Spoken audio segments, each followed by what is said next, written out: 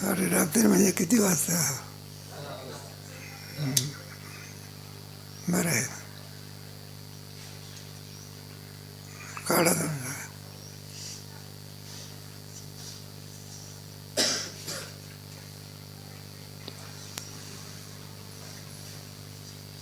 चौथ्या अध्यायातला विषय कोणता विषय आहे? आत्माच ब्रह्मरूप आहे, आनंद स्वरूप आहे.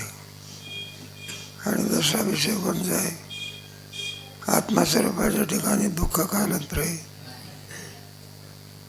हे दोनच तत्वाचं प्रतिपादन करणारा हा तरंग आहे. आणि तिसरा विषय आहे जीव ब्रह्मरूप आहे. बरोबर येतात, कर्माक्रमाने उत्तर येतात. तेव्हा आत्माच ब्रह्मरूप आहे. तो कशावरून ब्रह्मरूप मला विवरण करून सांगता आलं पाहिजे. कोणी विचारला आत्मा विषयात आनंद नाही, मग आनंदरूप कोण आहे? आत्मा आहे. ते कसं सांगणार?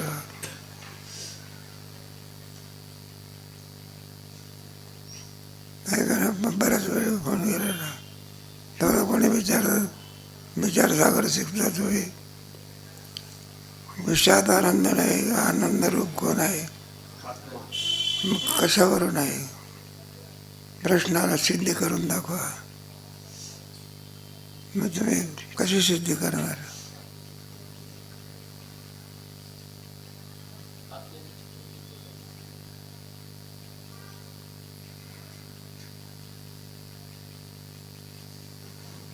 कशी सिद्धी करणार म्हटलं नाही सांगता येत. गेला ना आपला प्रश्न. सुरुवातच होती बघा, चौथ्या तरंगाची सुरुवातच आहे. त्याने प्रश्न केला ना, आत्माचा आनंद स्वरूप आहे, कारण विषयाच्या ठिकाणी आनंद नसतो. कारण विषयातला जो आनंद आहे हा क्षणिक आहे. म्हणजे विषयामध्ये आनंद नसताना हा आत्माच आनंद स्वरूप आहे. परंतु मनुष्याला या आत्म्याचं ज्ञान नसल्यामुळे ते जो आनंद आहे हा आनंद विषयामध्येच वाटतो. परंतु तो विषयकाली होणारा जो आनंद आहे तो आनंदसुद्धा आत्म्याचाच असतो, विषयाचा नसतो. कारण एखाद्या विषयापासून जर आनंद प्राप्त झाला तर तो क्षणिक असतो. आणि डबल जर दुसरा एखादा विषय प्राप्त झाला तर पहिल्या विषयाच्या ठिकाणी असणारा जो आनंद आहे तो नष्ट होतो. म्हणून आनंद हा विषयाच्या ठिकाणी असून आत्म्याच्या ठिकाणीच आहे आणि आत्माचा आनंद स्वरूप आहे. बरोबर आहे. सूर्यग्रहण करता आलं पाहिजे. बरोबर अनुवाद करत नाही. विषयात आनंद नसून आत्मा कसा आहे? आनंदरूप आहे. एकाला नाही, मग सगळ्याला सांगता आलं पाहिजे ना. पाठ एकाचा आहे का सगळ्याचा आहे? एकालाच बरोबर सांगता येतं, सगळ्यांना समजलं पाहिजे. तर मला कीर्तन करते वेळी, प्रवचन करते वेळी त्याचा चांगला उपयोग होईल. सुख नाही कोठे, मग काय सांगणार तुम्ही? मग सुख कोणाच्या ठिकाणी आहे? सुखरूप आहेचे. माझ्या पांडुरंग सर्व सुखाचे बाप रखमादेवर. आत्मा परमात्माच सुखरूप आहे. मग कीर्तन करायला सुविधा दे ना. नाही तर बरं मग ते प्रवचनाला बसत नाही. त्याला विचारतो, अरे प्रवचन कीर्तनाला बसताना प्रपंचाला का? म्हटलं मुद्दा मांडता येत नाही, त्याच्याकरता तयार असं म्हणजे कोणत्या वेळेला आपल्याला सांगता येते ना. मग काय काय आहे त्याच्यामध्ये? आत्माचा आनंद स्वरूप कसं आहे हे सांगते वेळी आपल्याला सुखाकरता विषयाची काय होते आहे का? चहा उगीच पेत असतो आपण, सुख आहे म्हणून पितो. चहा आपण जो पित असतो तो कशाकरता पितो? मग सुखाकरता कशाची इच्छा होते? विषयाची. विषयाच्याला काय लागतो खटपटीला. मग आता हे आनंद कसा कसा होईल काही सांगता येत नाही. बिडी पिणारे लोक, गुटखा खाणारे लोक, शिलाम वडील, त्याच्यात कुठे आनंद आहे का? पण त्यांना असं वाटतं याच्यात काय आनंद आहे. सर गांजेटी लोक असतात ना, गांजा पिणारे लोक, म्हातारा होऊन गेला बा तरी गांजाची चिलम सुटे ना. माझा ओढण्या इतकी काय नाही, तरी सुद्धा गांजा पिण्याची इच्छा जशीच आहे. म्हातारा झाला तरी इच्छा जशीच आहे तशीच. म्हणून त्याने काय केलं, त्याला काही स्वतः चिरीम भरता येणार पिता येणार. तरुण पोराला विचारलं, म्हटलं हे बाळीकडे गांजाची चिलीम काय करायची, भरायची. बरं, त्यानं गांजाची चिलीम भरली. म्हाताऱ्याजवळ ओढण्याकरता दिली. तर म्हणलं ओढता कुठं येते, शक्ती कुठं येते, ओढण्याची काय नाही. म्हणलं मग चिलीम काय करतोस, ओढ की.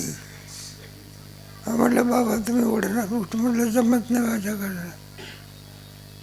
पुढे त्या तरुणाने ती चिलीम ओढली बा.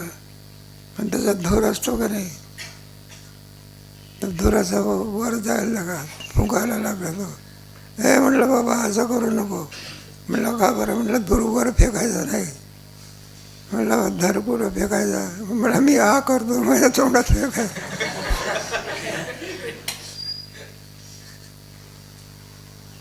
बघ आलं का लक्षात.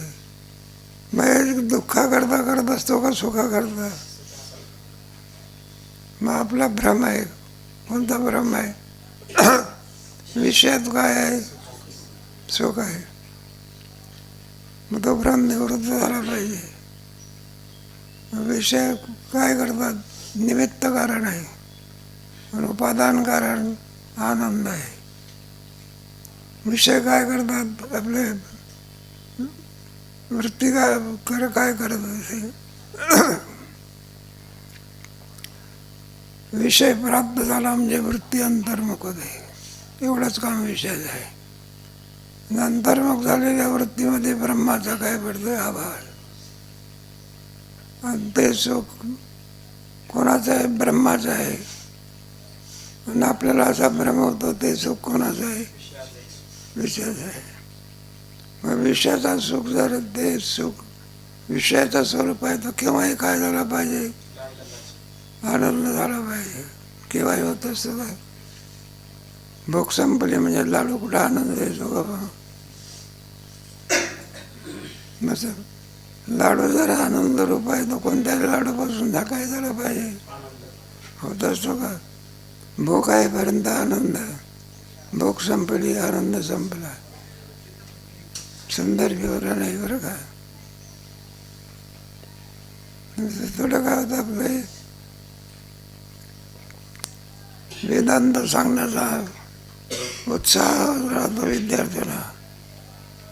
मग आनंदाची गोष्ट आहे, कीर्तनात प्रवचनात वेदांत सांगावा. मग ते आता वेदांत सांगण्याची इच्छा फार आहे, पण अभ्यास करण्याची कंटाळा आहे.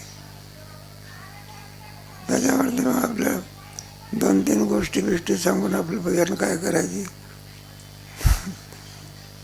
2 तास आपले काढून टाकायचे. त्या विषयामध्ये आनंद नसून आत्माचा आनंद रूप आहे. पहिला प्रश्न झाला. दुसरा प्रश्न कोणता, आत्म्याच्या ठिकाणी दुःख कालं तरी नाही तर भासते. आत्मस्वरूपाच्या ठिकाणी दुःख कालं तरी नाही, अजातवाद.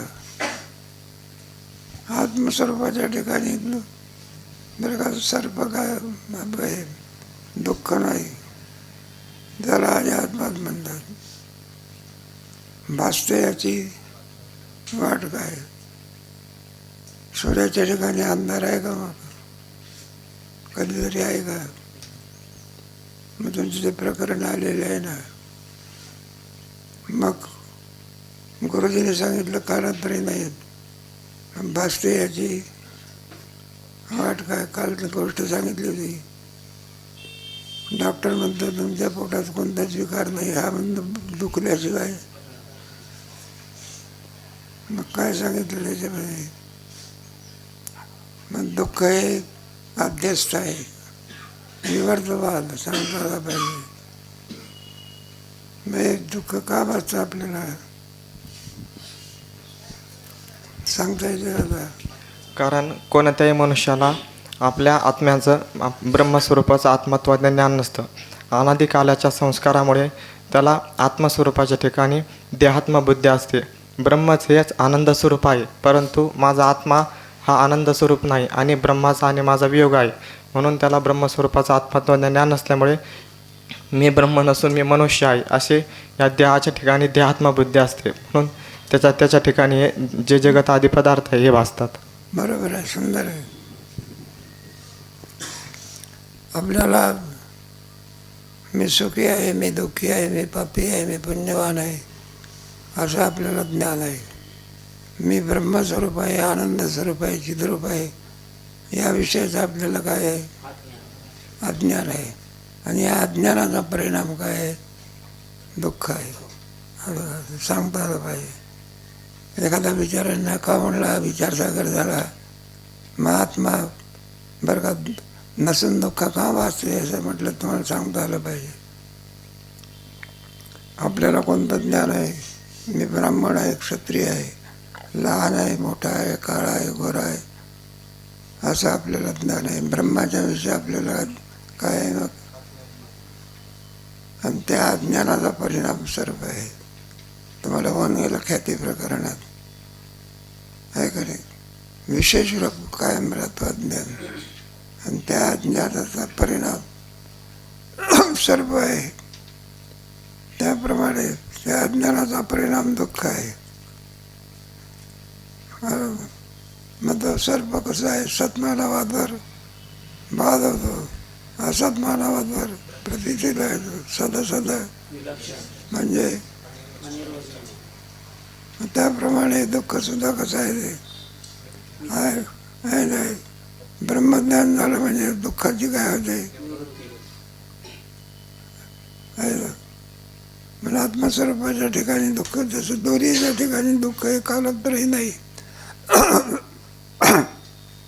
त्याप्रमाणे आत्मस्वरूपाच्या ठिकाणी दुःख कालांतरही नाही. मग नसून का भासते? अज्ञानामुळे. दोन प्रश्न सुटले आपले. तीनच या तरंगामध्ये आहे. पहिला आहे आत्माचा आनंद रूप कसा आहे, दुसरा आहे आत्मस्वरूपाच्या ठिकाणी दुःख कसं नाही, आणि तिसरा प्रश्न आहे बरं, जीवो ब्रह्मैव, ब्रह्म सत्यम जगत जीवो ब्रह्मैव. त्याच्याकरता तीन विकल्प तुम्हाला काल सांगितले होते की पहिला विकल्प म्हणजे विरुद्ध धर्म आहे. विरुद्ध धर्म समजले की नाही? जीवाच्या ठिकाणी पंचक्लेश आहे, ईश्वराच्या ठिकाणी पंच काही नाही. जीव हा सुख दुःखाचा करता आहे, नाही पाप पुण्याचा काय आहे, सुख दुःखाचा काय आहे. ब्रह्म पाप पुण्याचा कर्म नाही, करता नाही, सुख दुःखाचा काय नाही. आपल्याला जन्ममरणाची निवृत्तीची इच्छा आहे. आपण बद्ध आहोत ना, आपण काय आहोत तर विचार आपण इथं आळंदीला आले, उगीच आले का काहीतरी ध्येय घेऊन आले. मग इथं कल्पना करायची पोरं आणखी नाना प्रकारचे दुःख भोगतात. मग कशा करतात? काय मी उद्धार, काय कृपा करील नारायण. मग विरुद्ध धर्म आहे. कोणते धर्म? सगळे विरुद्ध धर्म असल्यामुळे किती प्रयत्न केला तरी जीव ब्रह्मरूप होऊ शकत असं सांगता आलं पाहिजे. दुसरा प्रश्न आहे का आता वेदाचा प्रश्न आहे. वेदाला सुद्धा सुख जीव ब्रह्म ऐक्य मान्य नाही. कशावरून? सांगता येतं का कोणाला? जीवाच्या आणि ब्रह्माच्या ठिकाणी अत्यंत विरुद्ध धर्म आहे. जीवाचे अवच्छेदक वेगळे आहे आणि ब्रह्माचे अवच्छेदक वेगळे आहेत. जीवाच्या ठिकाणी पंचक्लेश आहेत आणि ब्रह्माच्या ठिकाणी पंचक्लेश नाहीत. जीव हे नाना असतात आणि ब्रह्म हे एक आहे. जीव हा पापपुण्याचा करता आहे, सुखदुःखाचा भोगता आहे. आणि जे ब्रह्म आहे, ब्रह्म हा पापपुण्याचा करताही नाही आणि पापपुण्याचा भोगताही नाही. जीवाच्या ठिकाणी 3 प्रकारचे भेद आहेत आणि ब्रह्माच्या ठिकाणी हे भेद नाही. असं असल्यामुळे हे जीव आणि ब्रह्माच्या ठिकाणी जे एकता आहे, ही एकता होऊ शकत नाही. आणखी वेदाला सुद्धा जीव ऐक्य काय नाही, मान्य नाही. याचं उत्तर काय आहे? नाही सांगता येत. हे पहा, उपनिषदामध्ये वेदामध्ये एका बुद्धिरूपी वृक्षावरती 2 पक्षी बसलेले आहेत. एक आहे कर्मफलाचा भक्त आणि एक आहे कर्मफलाचा भक्त जीव आहे आणि कर्मफलाचा प्रकाशक आत्मा ब्रह्म आहे. दोघांचे धर्म वेगळे असल्यामुळे जीव ब्रह्मरूप होऊ शकत नाही. दुसरा झाला, तिसरा कोणता आहे? उपासक असणारा जो जीव आणि उपास्य असणारा जे ब्रह्म. जर उपास्य असणारा जे ब्रह्म आहे, हे उपास्य असणाऱ्या ब्रह्माचं उपासकामध्ये जर अंतर्भाव केला तर उपास्य असणाऱ्या जे उपास्य आहे ते नष्ट होईल आणि उपासकाचा जर उपास्यामध्ये अंतर्भाव केला तर उपासक नष्ट होईल. बरोबर. जीवाचा अंतर्भाव कोणात गेला? ब्रह्मात गेला. उपासक संपला. मग पूजा कोण करील? बरं, उपासाचा अंतर्भाव कोणात गेला? जीवात गेला. उपास्यच नाही तर भक्ती कोणाची करायची? म्हणून कर्म आणि उपासना सांगितलेली जी आहे ती निरर्थक झाली. यावरून हे सिद्ध होते काय? जीव ब्रह्मरूप होऊ शकत. 3 विकल्प बरोबर आहे. घरी जाऊन चिंतन करायचं, बसायचं, चिंतन करायचं. आता क्रमाक्रमाने त्याचे काय द्यायचे? त्याच्याकरता आकाशाचा दृष्टांत दिला. मग आकाशाचा दृष्टांत म्हणजे घटाकाश. दुसरं कोणतं? जलाकाश. तिसरं मेघाकाश. चौथं महाआकाश. महाकाश. ब्रह्मव्यापक आहे. त्याच्याकरता कुटस्थ चैतन्य 2, 3, 4 याची स्वरूपं सांगितली. कुटस्थाचं स्वरूप काय, जीवाचं स्वरूप काय, ईश्वराचं स्वरूप काय आणि ब्रह्माचं स्वरूप काय. मग ब्रह्मकाशाचं स्वरूप काय सांगितलं? ब्रह्म हे व्यापक आहे. सर्व पदार्थाच्या ठिकाणी आत बाहेर असं व्यापून असणारं ते ब्रह्म आहे. त्याला ब्रह्म म्हणणार. महाकाशाच्या ठिकाणी कोणतं? मग ब्रह्मकाश. आणि जीवाकाशाचं जीव चैतन्याचं स्वरूप काय सांगितलं? बुद्धी अधिष्ठान चैतन्य आणि त्या बुद्धीमध्ये पडलेला चैतन्याचा आभास, त्याला जीव म्हणावा. त्याला जीव म्हणायला. बुद्धी अधिष्ठान चैतन्य, त्या चैतन्याचा पडलेला आभास, 3 मिळून काय होतं? आता जीव ब्रह्म ऐक्य करायचं आहे. कसं करणार तुम्ही? लक्षार्थाने. जे कुटस्थ चैतन्य आणि लक्षार्थ तत्पदार्थ असणारं लक्षार्थ असणारं ब्रह्मचैतन्य आणि त्वम पदाचं लक्ष असणारं कुटस्थ चैतन्य यांचं एक आहे. तेव्हा जीव स्वरूपामध्ये बुद्धी आहे. बुद्धी अधिष्ठान आणि चैतन्याचा पडलेला. त्याच्यामध्ये सगळे संसार धर्म कुणाचे आहे? बुद्धीचे आहे. आत्म्याच्या ठिकाणी त्याचा काही संबंध? असं उत्तर आहे पहिल्या याचं. सगळे संसार धर्म कुणाचे आहे? बुद्धीचेच काय? कुटस्थाचे काय नाही? तो असंग स्वरूपाचा आहे. आभासाचे काय नाही? आभास कोणाचा आहे? म्हणून आभासाचे नाही. मग कोणाचे? बुद्धीचे सगळे धर्म आहे. पहिला प्रश्न सुटला. दुसरा प्रश्न, एका बुद्धिरूप वृक्षाच्या ठिकाणी 2 पक्षी आहेत. एक आहे कर्मफलाचा भक्त जीव आणि कर्मफलाचा प्रकाशक ईश्वर. वेदाला सुद्धा जीव ब्रह्म ऐक्य काय नाही. मग याचं उत्तर कसं दिलं?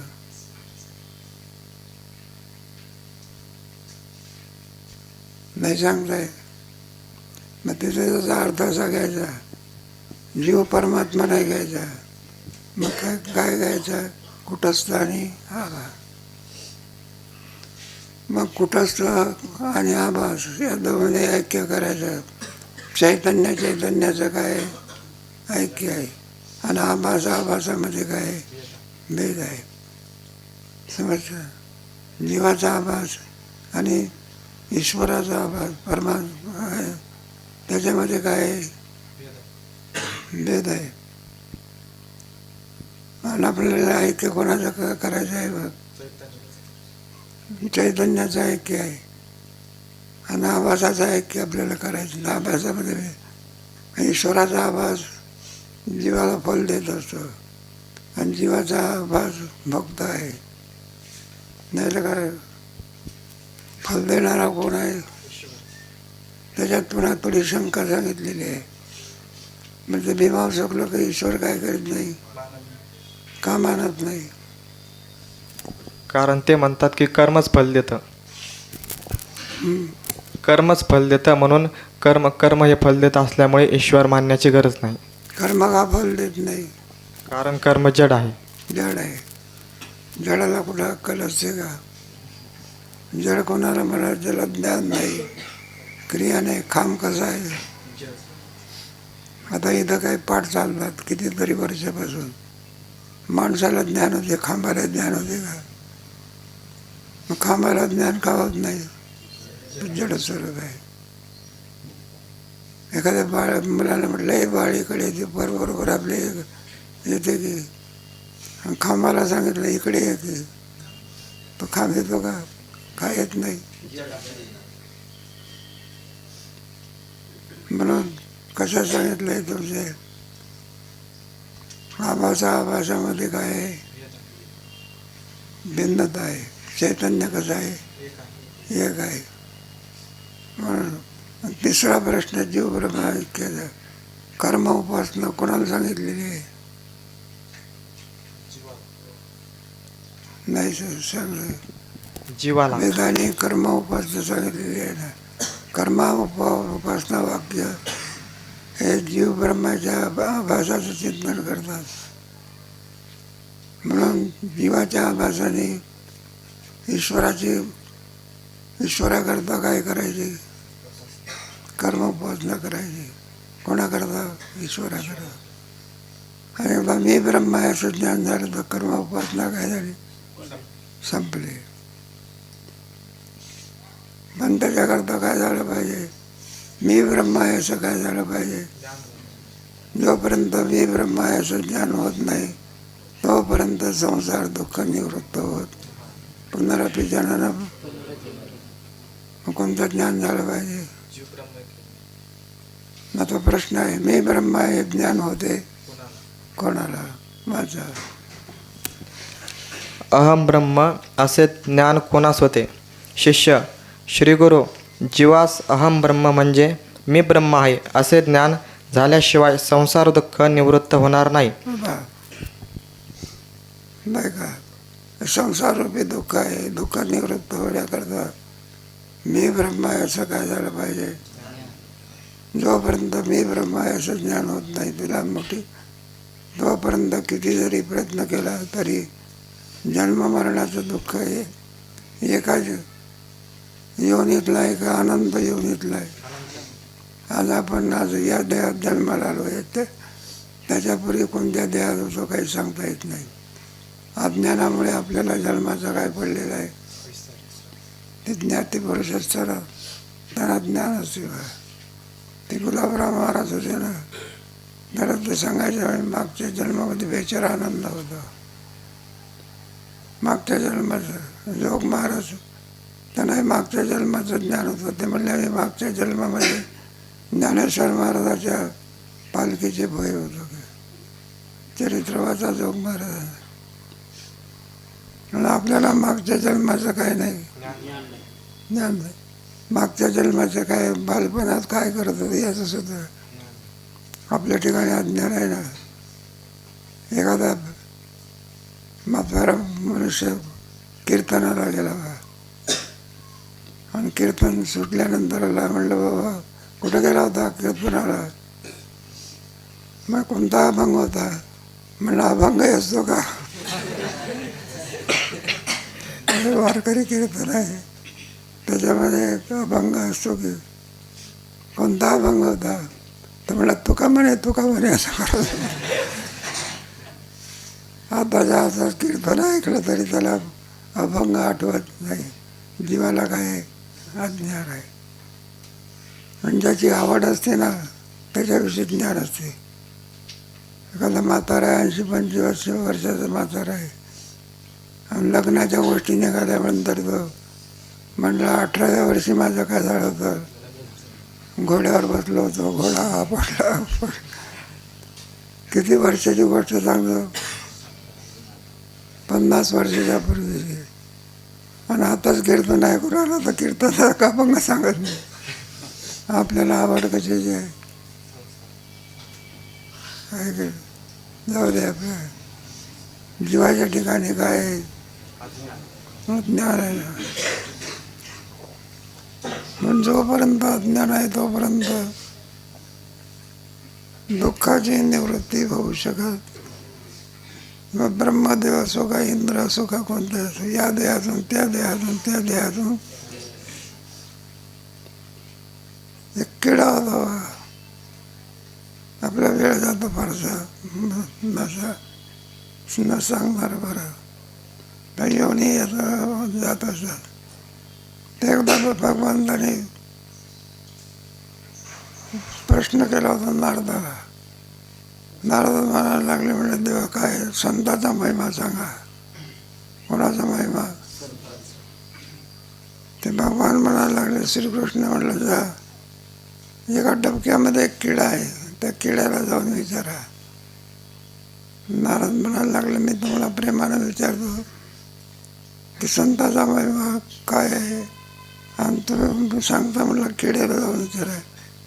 मला मी कोण आहे याचं ज्ञान नाही का तुम्हाला? ते म्हटलं आगाऊ बोलायचं नाही, जागे.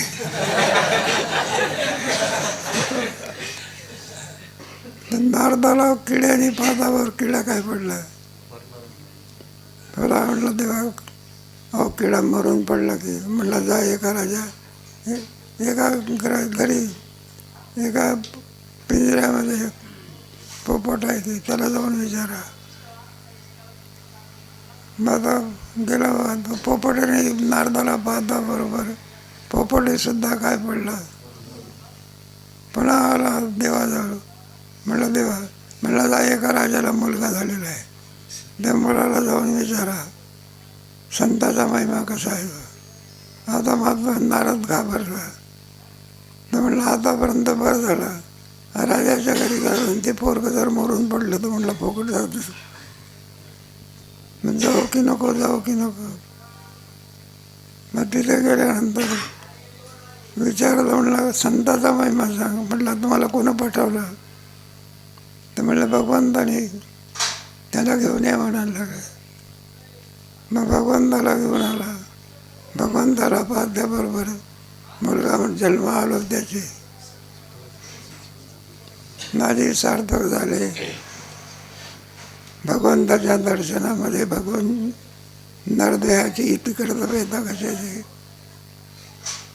नाही सांगता. नरदेहाची इति कर्तव्यता कशात आहे? हरिप्राप्तीची उपाय. कोणाच्या करता? प्रभूच्या. त्याने साधती संतावीन.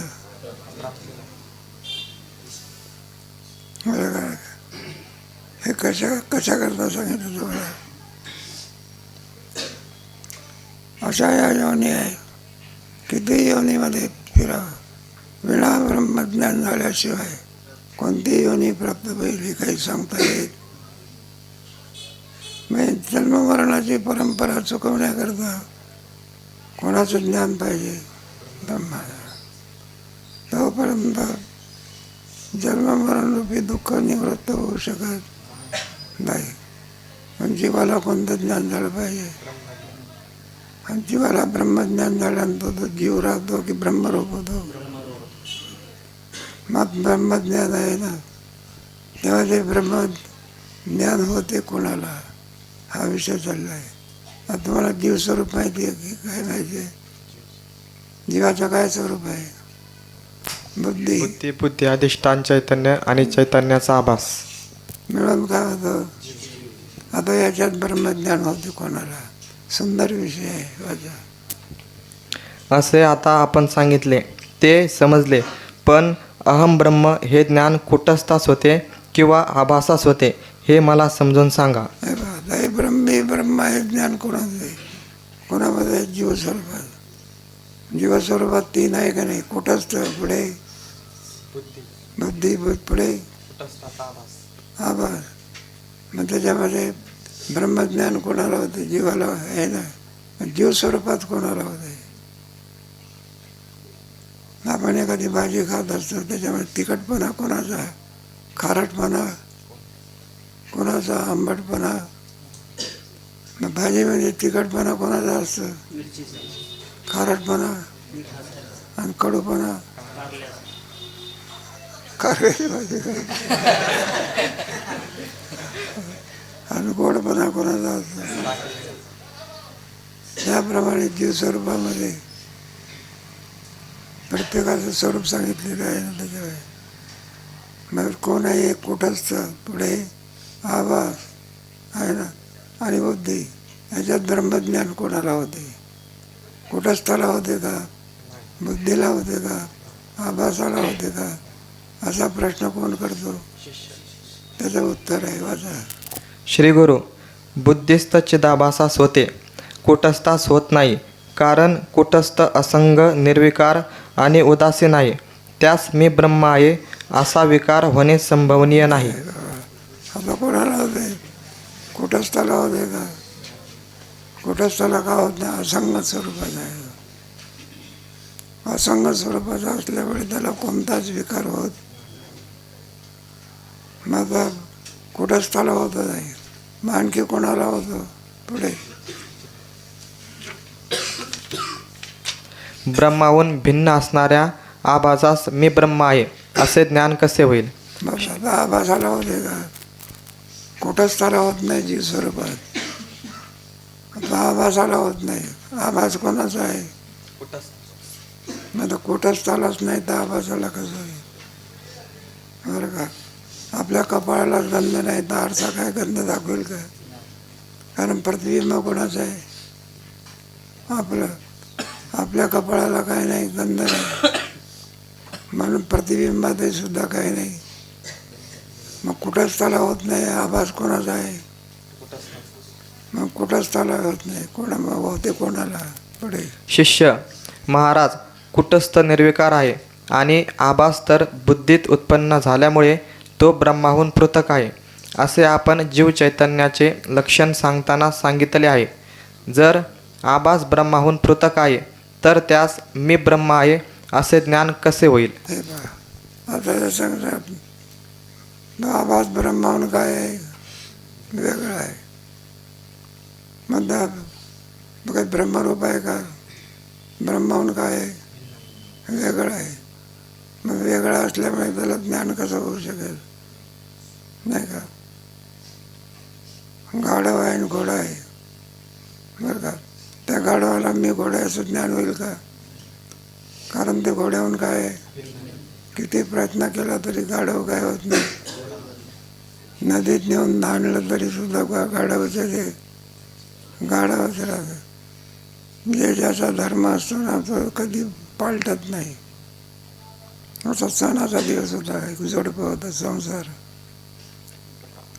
सणाच्या दिवशी पाहुणचार असतो ना, पक्वान्न असते ना. मग यजमानाने सांगितलं मंडळीला, म्हणलं उत्तम प्रकारची कढी करायची. ते कढी चांगली होण्याकरता त्याचं साहित्य काय पाहिजे? त्याच्यात एक पाला पाहिजे. कशाचा पाला पाहिजे? कढी दणकून सांगायचं. गंजिफ्याचा पत्ता का? आणि ते कढीपत्ता आणून द्यावा, उत्तम कढी तयार करून देते. मग ज्याच्या घरी ते झाड आहे तिथं गेला तो कंटाळून गेला होता. जो येईल तो काय मागायचा. तो म्हणला का काही धंदा आहे का, चालले आपले. म्हणला उठला सुटला कढीपत्ता द्या, कढीपत्ता द्या. मग मानी माणूस होता. जा म्हणला नको देऊ कढीपत्ता, चाललो की आमच्या घरी. मग घरी गेला बघा.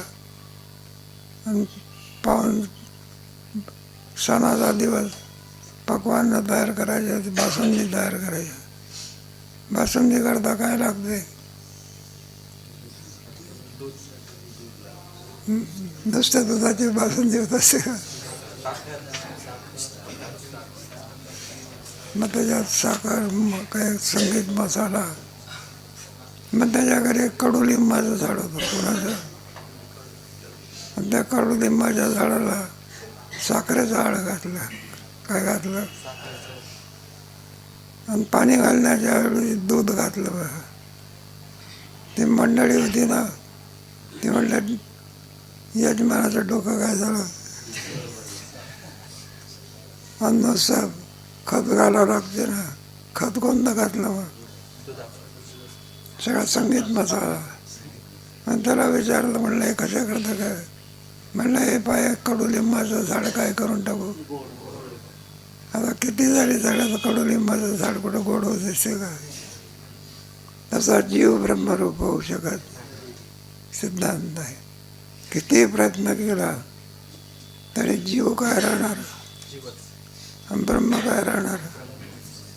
फक्त वेदांत शास्त्रात जीव ब्रह्मरूप होतो. कोणत्याच दर्शनकाराकडून जीव ब्रह्मरूप होत. मग ते सगळे निम्मार्ग, वल्लभ, रामानुज वगैरे फक्त शंकराचार्याच्या, ज्ञानेश्वर महाराजांच्या मतामध्ये जीव किमसर होतो. तो का म्हणे आतो स्वय.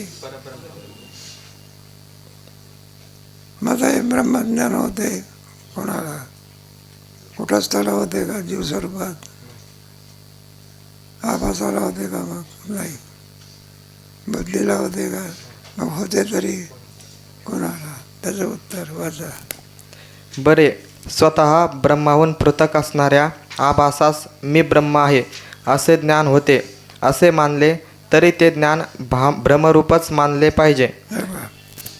म्हणजे कुटस्थला होत नाही, कोणाला होत नाही, आभासालाही होत नाही, बुद्धीलाही होत नाही. होते तरी म्हटलं आभासाला होतो की. मग आभासाला मी ब्रह्म आहे ज्ञान कसं होईल. मग ते तो जरी म्हणत असला मी ब्रह्म आहे तरी ते ब्रह्मज्ञान नंतर. एखादा वेडा मनुष्य म्हणायला लागला मी पंतप्रधान आहे. मग म्हणण्यानं कुठं पंतप्रधान होते का. त्याप्रमाणे आभास म्हणायला लागला मी किम स्वरूप आहे. मग ते ज्ञान खरं आहे का ब्रह्मज्ञान आहे. होते तरी कोणाला. आभासालाही होत नाही, कुटस्थालाही होत नाही, बुद्धीलाही होत नाही. आणि ब्रह्मज्ञान झाल्याशिवाय जीव काय होत नाही. मग ब्रह्मज्ञान होते कोणाला. सुंदर विषय आहे माझा. आणि जर ते ज्ञान भ्रमरूप आहे तर त्यापासून संसार निवृत्ती कशी होईल. ब्रह्मज्ञानाने संसार निवृत्ती होत.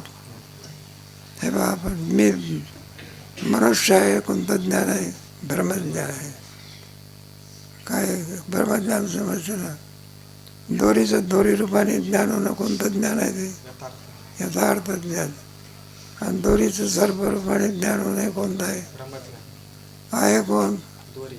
आणि समजतो काय कोणतं ज्ञान आहे ब्रह्मरूप. समजतो मग कोणतं ज्ञान आहे.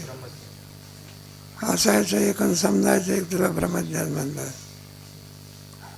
विषयामध्ये सुख आहे कोणतं ज्ञान आहे. ब्रह्मज्ञान आहे. सुख नसून काय म्हणतो सुख आहे.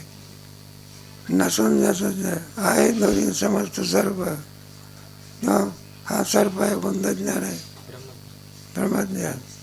यथार्थ ज्ञान दोरीचं दोरी रूपाने ज्ञान होणं हे लाखांचं ज्ञान यथार्थ ज्ञान. आणि दोरीचं सर्वरूपाने ज्ञान ते महाभासाला जर मी ब्रह्म आहे असं ज्ञान झालं ते ज्ञान, कारण मुळामध्ये किम स्वरूप आभास रूप आहे. मग मी ब्रह्म आहे असं ज्ञान जरी झालं तरी ते ज्ञान यथार्थ नाही, काय आहे, ब्रह्मरूप आहे. चांगलं सुंदर चिंतन आहे.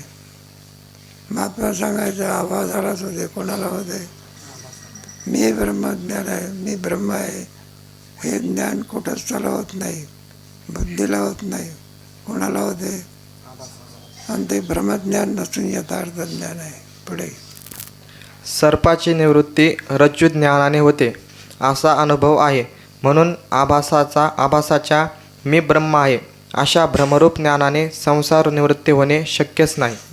ब्रह्मज्ञानाने कुठं संसाराची निवृत्ती होत असते का? यथार्थ ज्ञान असं लागत असते. यथार्थ ज्ञान जोपर्यंत होत नाही, ब्रह्मज्ञान सर्वांना आहे का, एकालाच आहे का? प्रत्येकाला ब्रह्मज्ञान आहे का? प्रत्येकजण काय म्हणत असतो, मी ब्रह्म आहे असं म्हणतो का मी माणूस आहे असं म्हणतो? मी माणूस आहे, जोपर्यंत ब्रह्मज्ञान होत नाही तोपर्यंत मी मनुष्य आहे. ब्रह्मज्ञान निवृत्त होऊ शकत. अधिष्ठान ज्ञानाने ब्रह्मज्ञानाची काय होते, दोरीच्या ज्ञानाने सर्पाच्या ज्ञानाची काय होते. आणि ते ब्रह्मज्ञान निवृत्त करायचं असेल तर कोणाकडून होतं ते? गुरु तद्विद्येत उपदेशन दिले ज्ञान. त्यांच्याकडे ब्रह्मज्ञान आहे.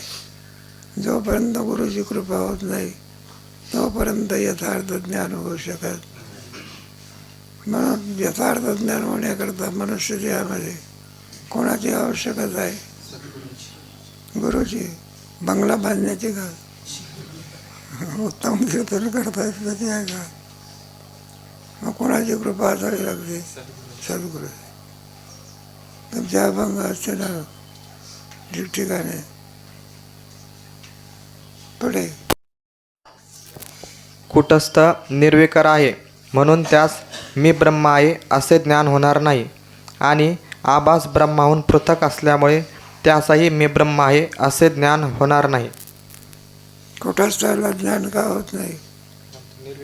तर निर्विकार आहे ते. आपण जे काही जीवाला सुद्धा होऊ शकत नाही का? तुम्हाला कल्पना नाही का? आपल्याला एखाद्या माणसाने शिवी दिली, आपला चेहरा काय होतो? उतरतो, आहे का नाही? आणि तो शेतकरी बैलाला 10-5 शिव्या देतो, किती देतो? मग बैलाचा चेहरा उतरतो का?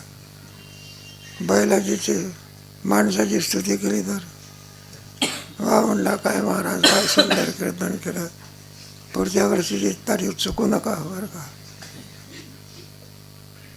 माणसं कीर्तन करायला काय झालं, आवडलं तुमचं कीर्तन चालू द्यायला पाहिजे होतं, विनाकारण थांबा तळानं होतं. आणि एखादा वर्ष म्हणायला लागला तुमचं कीर्तन बोर झालं, उठून जा वाटत होतं. माणसाच्या ठिकाणी विकार होतात.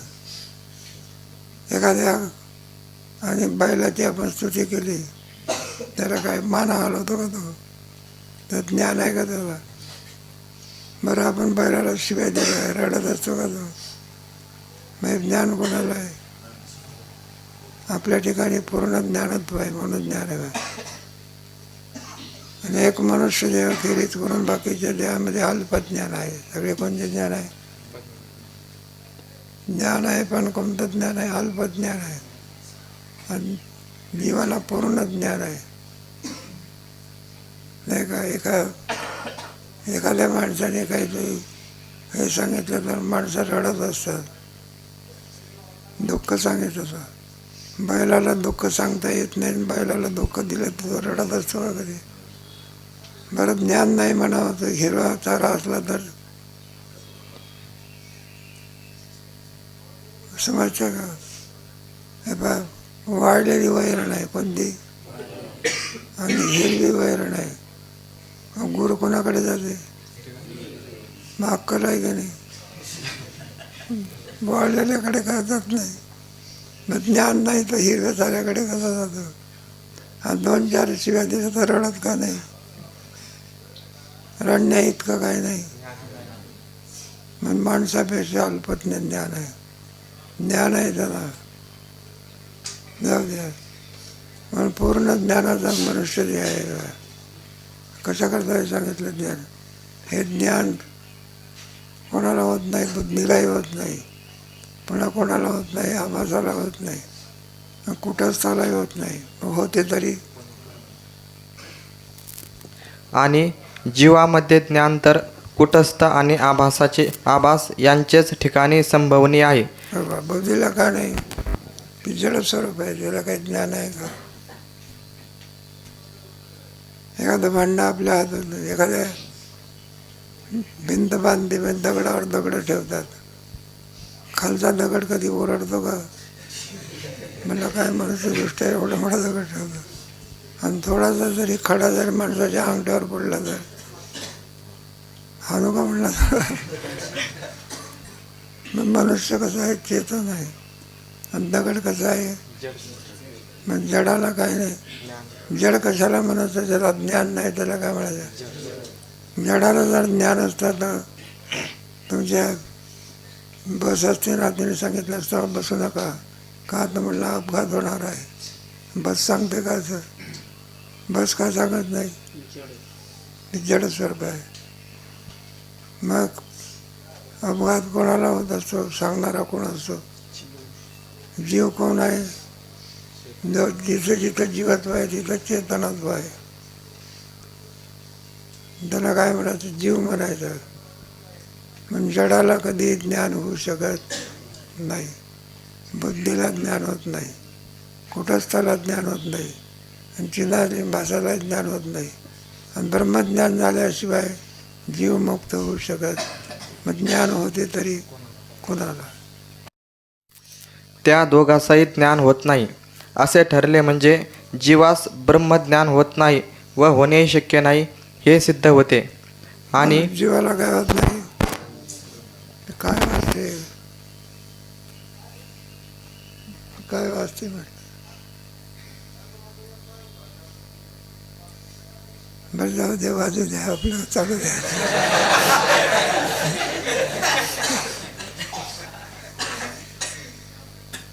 विक्षेप होत असतो पाठामध्ये. ब्रह्मज्ञान झाल्याशिवाय जीवात्मा मुक्त होऊ शकत. वेदांताचा काय आहे? आणि ते ब्रह्मज्ञान होण्याकरता तद्विधी प्रश्न येण्याशिवाय, वसंत ऋतू आल्याशिवाय झाडाला फळं येऊ शकत नाही. ते माता जीव स्वरूपामध्ये ब्रह्मज्ञान होते कोणाला? हा प्रश्न आहे. आता कर्माने उत्तर देणं चाललंय. शेवटी एकच उत्तर आहे, आभासाला होते. कोणाला? आभासाला. बुद्धीला का होत नाही? जड स्वरूप. कुटस्थाला का होत नाही? निर्विकार बरोबर. आणि पूर्वपक्ष म्हणला कुटस्थाचं प्रतिबिंब कोण आहे? आभास आहे. आभासालाही होत नाही, तर ब्रह्मज्ञानच होत नाही, तर जीव मुक्त होऊ शकत. कोणत्या ज्ञानाने जीव मुक्त होतो? ब्रह्मज्ञान. ब्रह्मज्ञान नसेल तर इंद्रसुद्धा मुक्त होऊ शकत नाही. सिद्धांत आहे का? भगवान श्रीकृष्ण सुद्धा संदीपणीच्या आश्रमात ज्ञानाकरता सेवा करत आहे. भगवान श्रीरामचंद्र प्रभू सुद्धा वशिष्ठाची काय करायचे? मला तिथे देवाला गुरु आपली कथा काय? आनंदाची गोष्ट आहे. पण वारकरी शिक्षण संस्थेत आपल्या सर्वांचे गुरु कोण आहे? नाही, एका पोराने उत्तर दिलं म्हणजे ज्ञानेश्वर महाराज आहे. पण ज्ञानेश्वर महाराज काही समाधीतून येऊन सांगत नाही. महान कोण आहे? मग त्यांचे पायी जोग महाराज. सर्वांचे काय आहे? गुरु आहे. ते विना गुरुशिवाय ज्ञान प्राप्त होऊ शकत आहे. तुम्हाला कोणत्या तरंगामध्ये सांगितलं? तरंगही असते का?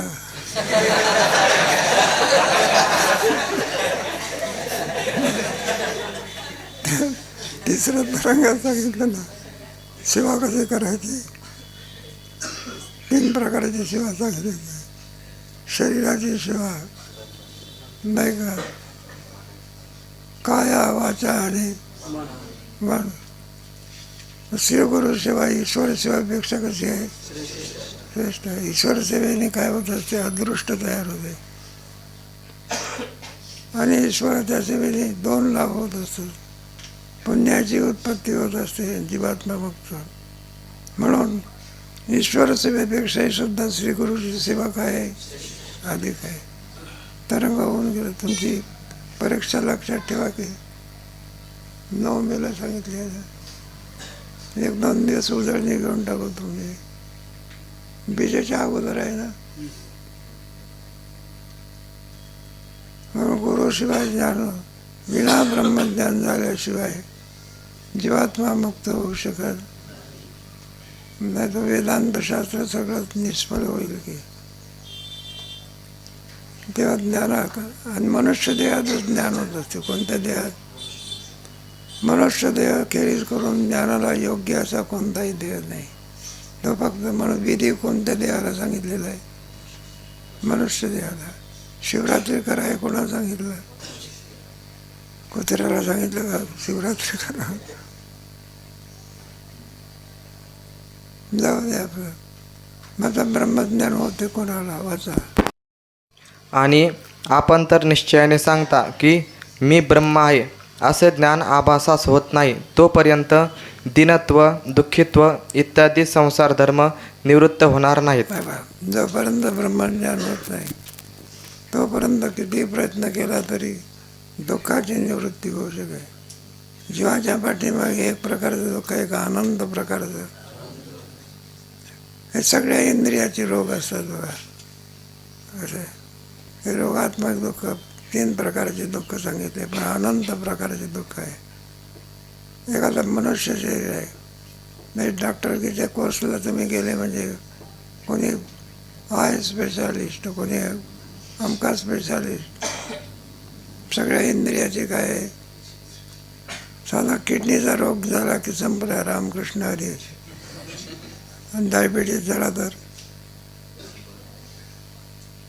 दुःख केव्हा नेईल हे काही सांगते. एक हार्ट अटॅक नावाचा रोग असतो.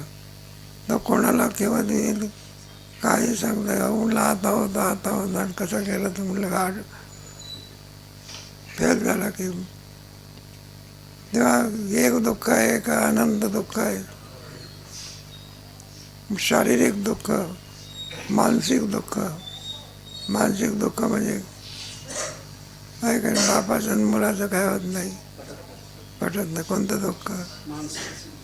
किती श्रीमंत असू द्या, मुलाचं दुःख त्यातलं त्यात सांगू का कोणाचं दुःख? म्हणलं मिसेसचं आणि यांचं काय होत नाही.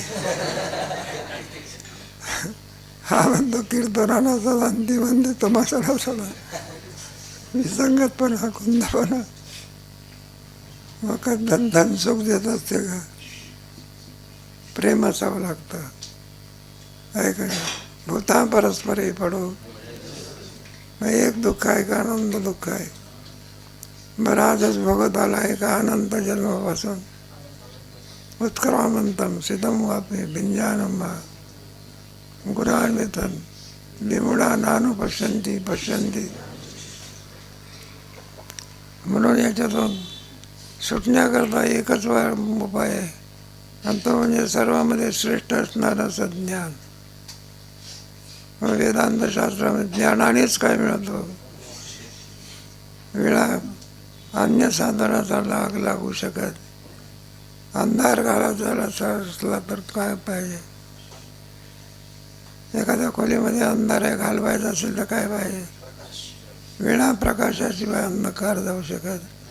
तसा अज्ञाना अंधकार घालवायचा असेल ज्ञानरूपी प्रकाश. श्रीगुरूच्या जवळ काय ज्ञान आणि आपल्याजवळ काय अज्ञान. ते निवृत्त होण्याकरता काय पाहिजे ज्ञान. मग ते ब्रह्मज्ञान होते कोणाला. आणि सगळ्यात श्रेष्ठ ज्ञान कोणतं म्हटलेलं आहे? ब्रह्म. त्याला गीतेमध्ये राजविद्या असं म्हटलं आहे. राजविद्या पवित्रम इदम उत्तमम प्रत्यक्षावगमम धार्म्यम सुसुखम. ते ब्रह्मज्ञान होते कोणाला? गोड विचार आहे. वाचा. तेव्हा आभासास ज्ञान होते ते कसे? आणि जर ते ज्ञान भ्रमरूप असेल तर त्यापासून संसार दुःख तरी कसे निवृत्त होणार? याचे समाधान कृपा करून सांगा. ते जर ज्ञान ब्रह्मज्ञानाने निवृत्ती होऊ शकत, तेव्हा आपल्या ठिकाणी सगळे ब्रह्मज्ञान आहे. बघा, विषयामध्ये सुख आहे समजण्यासुद्धा कोणतं ज्ञान आहे? ब्रह्मज्ञान आहे. मी देह आहे हे सुद्धा कोणतं ज्ञान आहे? मग सगळे नाम मनुष्य देव यक्षान ब्राह्मण क्षत्रिय वैश्य. मग ही भ्रांती जावी लागत असते. देहाच्यामुळे आपल्याला जन्ममरणाच्या पलीकडे जन्म आणि मरण कोणाला आहे? आत्म्याला आहे का? म्हणजे जन्ममरणातून सुखायचा सुद्धा तादात्म्य सुटलं पाहिजे. काय सुटलं? ज्ञानामुळे काय सुटत असते? तादात्म्य. तेव्हा विना ब्रह्मज्ञान झाल्याशिवाय संसार दुःखाची निवृत्ती होऊ शकत नाही. ते ब्रह्मज्ञान जीव स्वरूपात होते. कोणाला? पुढे श्री गुरु, हे शिष्य, मी ब्रह्म आहे असे ज्ञान आभासासच होते आणि ते यथार्थ आहे, भ्रमरूप नाही. म्हणून हे ज्ञान कोणाकडून होते? श्रीगुरूकडून. आणि तो यथार्थ ज्ञान होते. अनेक त्याचा विचार केलेला आहे. तो विचार कधी सांगू?